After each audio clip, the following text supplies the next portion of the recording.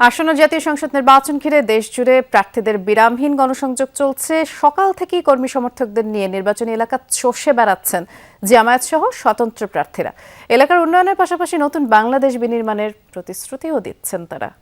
আমার একান্ত এই ভুবনের সঙ্গী হয়ে থাকে শুধু স্টেলা। সময় যত যাচ্ছে এগিয়ে আসছে ত্রয়োদশ জাতীয় সংসদের ভোট গ্রহণের দিন। প্রচারণার প্রতিটি মুহূর্ত কাজে লাগাচ্ছেন প্রার্থী ও সমর্থকরা। উৎসব মুখর পরিবেশে এক এলাকা থেকে ছুটছেন আরেক এলাকায়।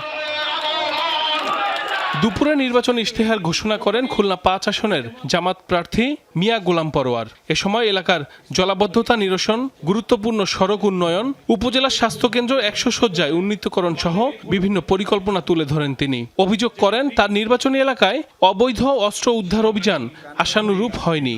অনেক ভোট কেন্দ্রকে আমি ঝুঁকিপূর্ণ মনে করছি, যেখানে রিগিং হতে পারে। অনেকে বলছে আমরা ভোট কাটবো, এটা দিয়ে তো পারা যাবে না। অনেকে বলছে ভোট কিনবো, না পারি আমরা ভোট কেন্দ্র দখল করব। কক্সবাজারের কুতুবদিয়ায় নির্বাচনী জনসভায় অংশ নেন জামাতের নায়েবে আমির সৈয়দ আবদুল্লাহ মোহাম্মদ তাহের এবং এনসিপির আহ্বায়ক নাহিদ ইসলাম।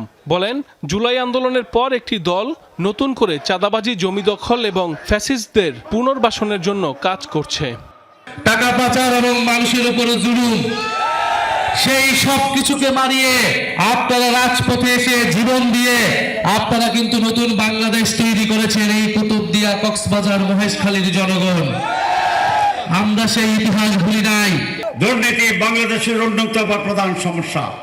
11 দলীয় জোট যদি নির্বাচিত হয় তাহলে বাংলাদেশ থেকে আমরা দুর্নীতিকে বিদায় করে দেব ইনশাআল্লাহ। আমরা গণতন্ত্রকে প্রতিষ্ঠা করব। কুমিল্লা ৪ আসনে নির্বাচনী জনসভায় যোগ দেন 11 দলীয় জোটের প্রার্থী হাসনাত আব্দুল্লাহ। এ সময় ভোটারদের শাপলা কলি মার্কায় ভোট দেওয়ার আহ্বান জানান তিনি। আপনাদের মত, আপনাদের দ্বিমত আপনারা নির্বিঘ্নে মানুষের কাছে প্রচার করবেন, প্রসার করবেন। এক্ষেত্রে যদি কেউ বাধা দেয় তার দৃষ্টান্তমূলক শাস্তি হবে আইনগতভাবে। পঞ্চগড় ১ আসনের বিভিন্ন এলাকায় গণসংযোগ করেছেন শাপলাকলির প্রার্থী সার্জিস আলম।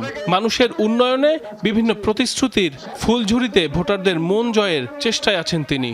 কারা ভয় দেখিয়েছে, কারা মানুষকে অত্যাচার করে অতিষ্ঠ করে তুলেছে, এটা যদি এনসিপি, জামাত 11 দলের জোট হয় তাহলে আমাদেরকে ভোট দেওয়ার প্রয়োজন নাই। কিন্তু এটা যদি বিএনপি এবং তাদের নেতাকর্মীরা করে তাহলে তাদেরকে ভোটে বয়কট করতে হবে। ঝিনাইদহ ৪ আসনে এলাকার উন্নয়ন সহ বিভিন্ন প্রতিশ্রুতি দিয়ে ভোটারদের মন জয়ের চেষ্টা করছেন স্বতন্ত্র প্রার্থী সাইফুল ইসলাম ফিরোজ।